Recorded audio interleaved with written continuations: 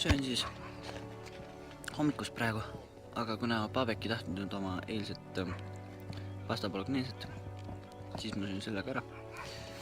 No hommik on, seal jälle on natuke sinist taevast, äkki selgineb. Ja näete, seal eemal, kaugel on mäed, mis saakski parem olla kui siin ilusas looduses hommikus süüa. Siin meie telkimisplatsile anti veel viimane ülesanne, et pidime 10 minutiga tegema tule.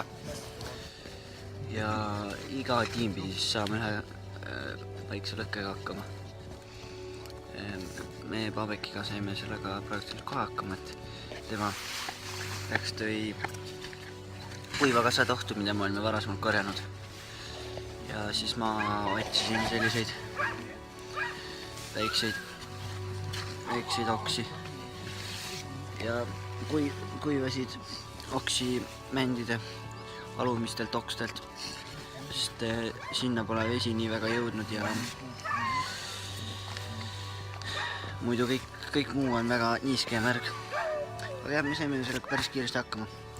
Teised siin taga veel teevad lõkkega hakkama saada.